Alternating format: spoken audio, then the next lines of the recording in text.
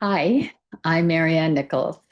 This video is part of a series of videos on how I learned to stop sabotaging my own success and how you can too.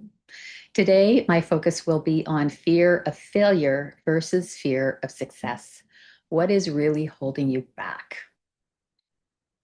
I had said in my last video blog that fear of success is defined as the paradoxical fear of achieving success or of realization of one's full potential. I also claimed that fear of success and fear of failure are different. What is fear of failure? According to Google AI, among other things, it is a significant anxiety where individuals have an intense fear of failing to achieve goals or experiencing a negative outcome. It is primarily focused on the potential negative consequences of not succeeding and of being less than perfect. It is a fear of disappointing others, of facing judgment. It is a fear of being imperfect.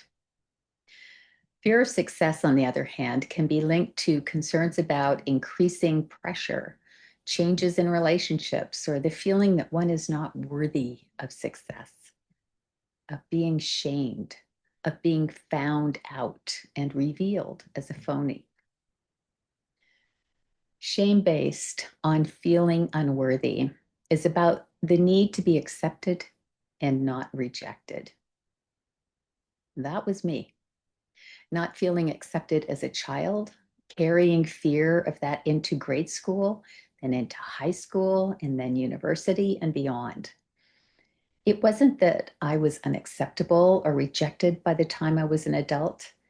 It was more that I expected not to be accepted, and as a result, set the stage for exactly that. I kept wondering when the other shoe would fall and I'd get into trouble. Now, it wasn't obvious. Nothing that begins in childhood is clear cut or obvious.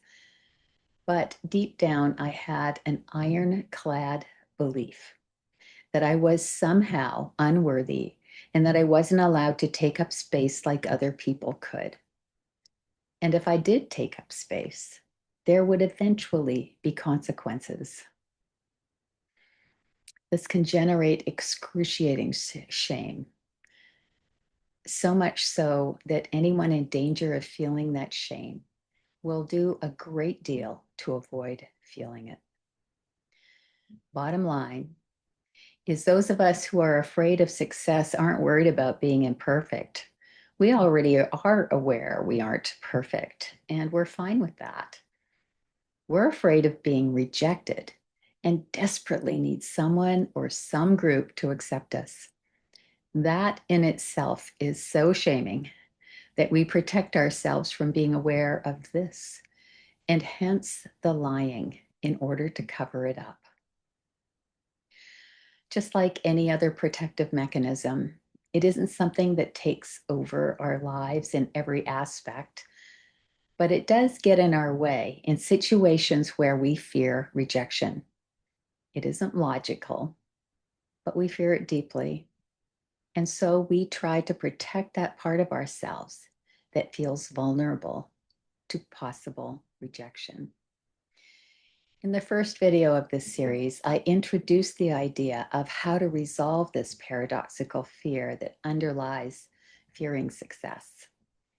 That resolution lies, I believe, in discovering how we fear rejection and then resolving that how.